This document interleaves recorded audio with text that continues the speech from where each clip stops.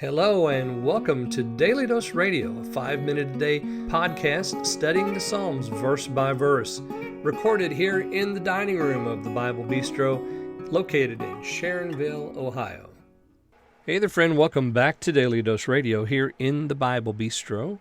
Now, today we're going to look at verses 9 through 12. I said yesterday at the end of the program it was going to be 9 through 11, but that's wrong. It's 9 through 12 we're going to look at today, and this begins those three little passages that conclude this psalm that are just really very beautiful and tell us something about the Christian life, tell us something about, really all about the Christian life and about worship, because these are personal as well as congregational. We'll talk about that as we go through there.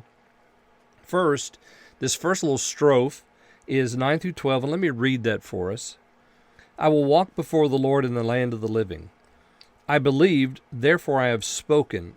I was greatly afflicted. I said in my haste, all men are liars. What shall I render unto the Lord for all his benefits toward me?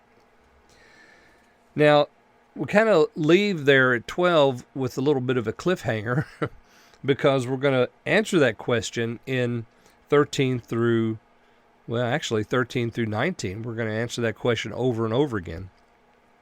But let's deal with this first, this first little package. Number one, I will walk before the Lord in the land of the living. This is what happens, after salvation. You begin to walk before the Lord in the land of the living. You have been redeemed. You've been changed. You've been transformed by the renewing of your mind. There is something that's happened now in you. There's new life, and so you're walking before the Lord. You weren't walking before the Lord before. Before, you had the sorrows of death, the pains of hell, trouble and sorrow. Now you're walking before the Lord. You still might have trouble and sorrow, but you're walking before the Lord. You're walking before the Lord in the land of the living. So he sets up for us this conflict of the holy life. Because even as I walk before the Lord in the land of the living, still, he says there in 10, I was greatly afflicted. Yes, this is the experience of every single Christian. This is the experience of everyone who's ever called on the Lord. You call on the Lord, it does not end trouble, it changes it. Because I said in my haste, all men are liars. Right, because guess what? They're going to be instruments used by the enemy to afflict you. And so we have this conflict set up. Living this life before the Lord and living in this life with men who lie, with those who have not yet called upon the Lord.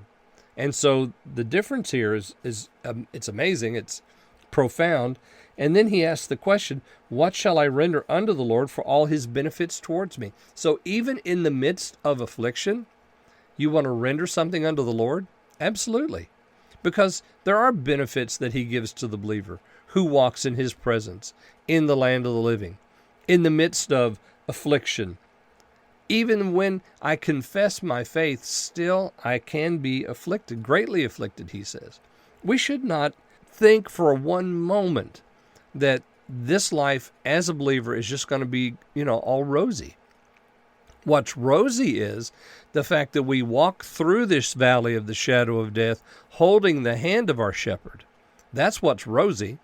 That's what's beautiful, because only he gives us life and only he can give us hope to make it to the end of the valley, because it's a difficult trek.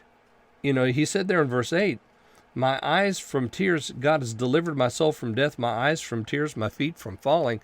There's not going to be any falling now, but what there's going to be is trouble, and the Christian's going to experience that. So I believed, therefore I've spoken. I was greatly afflicted.